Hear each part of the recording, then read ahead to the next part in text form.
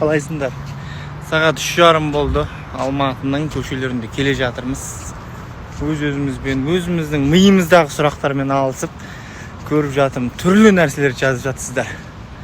Еркек емес езекесің. Жарайды. Сол қатын артынан жүріп шаршамадың ба? Мақұл. Ата-анаң үмітін ақтамадың ғой, балам дейді. Жарайды. Ата-анамның маған не үміт артқанын сендер қаяқтан білесіңдер? Білмеймін. Мен жақсы көрдім. Жақсы көретін де сияқтымын мен оны. Түсінбеймін қазір мен. Мына стористі азында өшіріп тастайтын шығармын.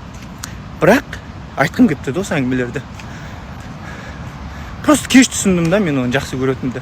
Мен жақсы көрем деп жанына барып едім, уже екінші жігіті бар екен. Кеш та уже. Сол үшін кешікпеңіздер. Жақсы көрсеңіздер, айтып үлгеріңіздер. Ғашық адам сүйген үшін бола алмайды, жазалы дейді. Білмеймін. Жақсы көрдік. Ана жерде біраз әңгіме айта алмай қалдық қой, бітіп қалды ғой. В общем, әңгіменің төркіні адамды жоғалтып, саған керек екенін білу үшін бір рет жоғалтып көр дейді да. Мен бір рет жоғалтып көрдім. Керек екенін түсініп, жанына барып едім. Уже мен оған керек емес екен да. Сол ғой айтайын дегенім, бар кезінде бағалап үйреніңіздер. Жандарыңыздағы адамды бар кезінде бағалап үйреніңіздер. Ертең айтпасам біреумен тұрған, біреумен кездесіп жүрген, біреумен фотосын көріп өкініп отырасыздар.